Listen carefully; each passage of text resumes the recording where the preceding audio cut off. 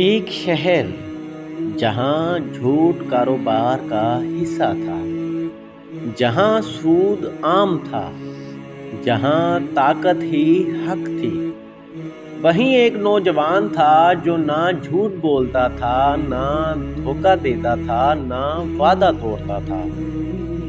اور حیرت یہ ہے کہ اس کے سب سے بڑے دشمن بھی اسے امین کہتے تھے۔ سوچئے ایسا کردار کیسے بنتا ہے؟ یتیمی نے کیا سکھایا، صحرا کی تربیت نے کیا دیا، اور کیوں مکہ کی گلیاں اس نوجوان کے نام پر یقین کرنے لگیں؟ آئیے اس نوجوانی کو سمجھتے ہیں جس نے نبوت سے پہلے ہی سب کے دل جیت لیے تھے۔ مکہ اس وقت تجارتی مرکز تھا۔ کارواں شام جاتے، یمن جاتے، سود، لین دین، سودے بازی، مگر دیانت کم تھی۔ لوگ کعبہ کے متولی تھے، مگر بت پرستی میں ڈوبے ہوئے۔ ایسے ماحول میں حضرت محمد مصطفیٰ صلی اللہ علیہ وسلم جوان ہو رہے تھے۔ نہ شراب کی محفلوں میں گئے، نہ بتوں کے سامنے جھکے، نہ بےہودہ میلوں کا حصہ بنے۔ جب قریش کے نوجوان راتوں کو مشغول ہوتے، یہ نوجوان خاموشی میں سوچتا تھا۔ یہ خاموشی معمولی نہ تھی، یہ غور و فکر تھا، یہ تلاش تھی۔ آپ صلی اللہ علیہ وسلم نے فرمایا، ہر نبی نے بکریاں چرائی ہیں۔ یہ محض ایک پیشہ نہیں تھا، یہ تربیت تھی۔ چرواہا تنہا ہوتا ہے، وہ آسمان کو دیکھتا ہے، قدرت کو محسوس کرتا ہے، وہ ہر جانور کی ذمہ داری لیتا ہے۔ اگر ایک بھی گم ہو جائے تو اسے ڈھونڈتا ہے۔ یہی قیادت ہے، یہی امت کی نگرانی ہے، یہی صبر ہے، یہی تحمل ہے۔ یہی وہ تربیت تھی جو بچپن سے جاری تھی اور اب نوجوانی میں پختہ ہو رہی تھی۔ ابو طالب مالی طور پر کمزور تھے۔ حضرت محمد مصطفیٰ صلی اللہ علیہ وسلم نے تجارت میں ان کا ہاتھ بٹانا شروع کیا۔ لوگ اپنا مال ان کے پاس امانت رکھواتے، کیونکہ وہ جانتے تھے کہ یہ نوجوان خیانت نہیں کرے گا۔ یہیں سے یہ لقب ملا، الصادق اور الامین۔ یہ لقب کسی مدرسے نے نہیں دیا، یہ لقب مکہ کے معاشرے نے دیا، اور وہ بھی اس وقت جب وہ ابھی نبی نہیں بنے تھے۔ سوچئے نبوت سے پہلے ہی کردار اتنا بلند ہے۔ مکہ کی ایک معزز خاتون تھی، حضرت ختیجہ۔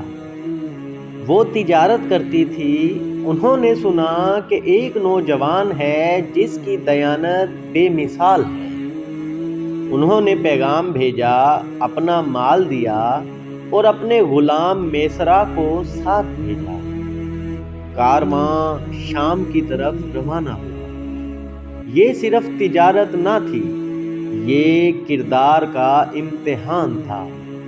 راستے میں سختیاں تھیں، گرمی تھی، مسافت تھی، مگر وہ نوجوان حضرت محمد صلی اللہ علیہ وسلم ہر معاملے میں دیانت دار رہے۔ نہ ناپ تول میں کمی کی، نہ جھوٹ بولا، نہ ناجائز منافع لیا۔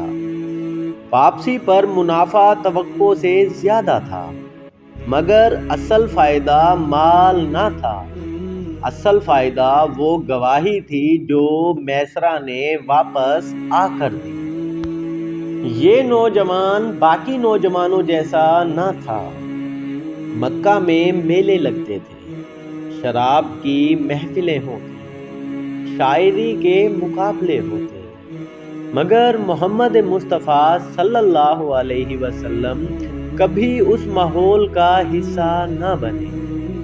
روایات میں آتا ہے کہ ایک بار آپ صلی اللہ علیہ وسلم نے ارادہ کیا کہ قریش کے نوجوانوں کے ساتھ کسی تقریب میں شریک ہوں، مگر راستے میں نیند آ گئی اور آنکھ اس وقت کھلی جب سب کچھ ختم ہو چکا تھا، گویا قدرت خود حفاظت کر رہی تھی۔ یہ پاکیزگی، یہ احتیاط، یہ فطری حیا، یہ سب نبوت سے پہلے ہی موجود تھا۔ نوجوانی کے دنوں میں عرب کے قبائل کے درمیان ایک جنگ ہوئی جسے حرب فجار کہا جاتا ہے۔ یہ مکمل جنگی کردار نہ تھا، مگر آپ صلی اللہ علیہ وسلم اپنے چچاؤں کے ساتھ موجود تھے، تیروں کو جمع کرتے اور مدد کرتے۔ یہ عملی زندگی کا تجربہ تھا۔ قیادت صرف امن میں نہیں بنتی، مشکل حالات میں بنتی ہے۔ یہی وہ دور تھا جہاں آپ صلی اللہ علیہ وسلم نے قبیلائی نظام کی کمزوریاں دیکھی، انصاف کی کمی دیکھی، طاقت کا غلط استعمال دیکھا، اور شاید اسی وقت دل میں یہ خواہش پیدا ہوئی کہ انسانوں کے درمیان انصاف قائم ہونا چاہیے۔ مکہ میں ایک مظلوم تاجر آیا، اس کا حق مار لیا گیا، وہ فریاد کرتا رہا، مگر کوئی طاقتور کے خلاف کھڑا نہ ہوا۔ تب چند نوجوانوں نے ایک معاہدہ کیا کہ ہم مکہ میں ظلم برداشت نہیں کریں گے، مظلوم کا ساتھ دیں گے۔ اس معاہدے کو کہا گیا حلف الفضول، اور محمد صلی اللہ علیہ وسلم بھی اس میں شریک تھے۔ بعد میں نبوت کے بعد فرمایا، اگر آج بھی مجھے ایسے معاہدے کی دعوت دی جائے تو میں ضرور قبول کروں گا۔ ذرا سوچئے، نبوت سے پہلے بھی انصاف کے لیے کھڑے۔ یہ کردار اتفاق سے نہیں بنتا، یہ مسلسل تربیت کا نتیجہ ہوتا ہے۔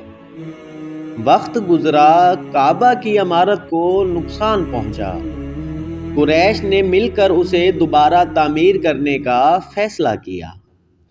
جب حجر اسود کو نصب کرنے کا وقت آیا تو ان سب میں اختلاف ہو گیا۔ ہر قبیلہ چاہتا تھا کہ یہ شرف اسے ملے۔ بات لڑائی تک پہنچ گئی، خون بہنے کو تھا۔ آخر فیصلہ ہوا کہ جو شخص سب سے پہلے دروازے سے داخل ہو اسی کو فیصلہ کرنے دیں گے۔ دروازہ کھلا اور داخل ہونے والا شخص حضرت محمد مصطفیٰ صلی اللہ علیہ وسلم تھا۔ سب نے کہا، یہ تو الامین ہیں، ہم ان کے فیصلے پر راضی ہیں۔ سوچئے یہ اعتماد کتنا گہرا تھا۔ آپ صلی اللہ علیہ وسلم نے چادر بچھائی، حجر اسود رکھا، ہر قبیلے کے سردار کو کنارہ پکڑنے کا حکم دیا اور خود اپنے ہاتھ سے حجر اسود کو نصب کر دیا۔ ایک لمحے میں خون ریزی ٹل گئی۔ یہ حکمت تھی، یہ قیادت تھی، یہ وہ ذہانت تھی جو نبوت سے پہلے ہی ظاہر ہو رہی تھی۔ حضرت خدیجہ نے اپنی سہیلی نفیسہ کے ذریعے پیغام بھیجا۔ وہ جان چکی تھی کہ یہ نوجوان عام نہیں۔ نکاح ہوا، عمر تقریباً 25 سال۔ حضرت خدیجہ رضی اللہ عنہا 40 برس کی تھی۔ یہ شادی دولت کی وجہ سے نہ تھی، یہ کردار کی وجہ سے تھی۔ یہ رشتہ محبت، احترام اور اعتماد پر قائم تھا، اور یہی گھر آنے والی وحی کا پہلا گواہ بننے والا تھا۔ حضرت خدیجہ پہلی ایمان لانے والی بنے گی، مگر ابھی یہ سکون کا دور تھا۔ گھر تھا، اولاد تھی، زندگی سادہ تھی، مگر دل میں ایک خلش باقی تھی۔ مکہ کا ماحول اب بھی بتوں میں ڈوبا ہوا تھا۔ محمد مصطفیٰ صلی اللہ علیہ وسلم کو یہ سب اچھا نہ لگتا۔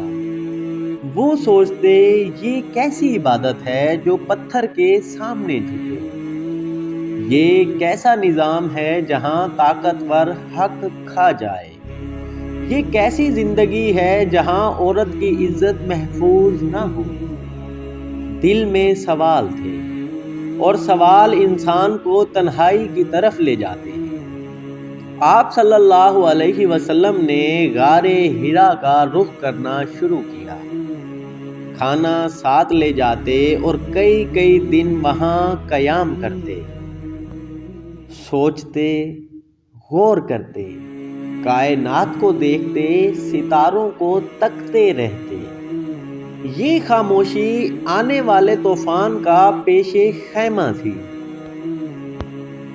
اب ذرا پورے نوجوانی کے دور کو دیکھیں۔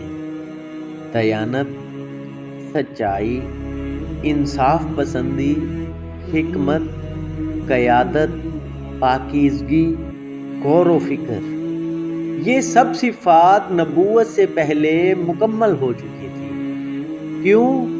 کیونکہ اللہ کا قانون ہے، عظیم ذمہ داری عظیم کردار کے بغیر تو نہیں دی جاتی۔ حضرت محمد صلی اللہ علیہ وسلم پہلے امین بنے، پھر نبی بنے، پہلے لوگوں کے دل جیتے، پھر انہیں پیغام دیا۔ یہ تربیت بہت اہم ہے۔ دعوت سے پہلے کردار، الفاظ سے پہلے عمل۔ یہ تھا وہ نوجوان جسے مکہ الامین کہتا تھا۔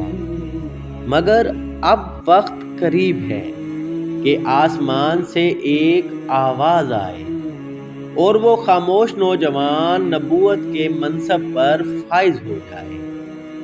اگلی قسط میں ہم چلیں گے غار حرا کی طرف، جہاں خاموشی وحی میں بدلنے والی ہے۔ اگر آپ چاہتے ہیں کہ یہ سلسلہ جاری رہے تو ویڈیو کو لائک کیجئے، اپنی رائے ضرور لکھیے اور چینل کو سبسکرائب کر کے اس روحانی سفر کا حصہ بنیں، کیونکہ یہ صرف تاریخ نہیں، یہ وہ روشنی ہے جس نے دنیا بدل دی۔ میں ملوں گا آپ سے اگلی قسط میں۔ السلام علیکم۔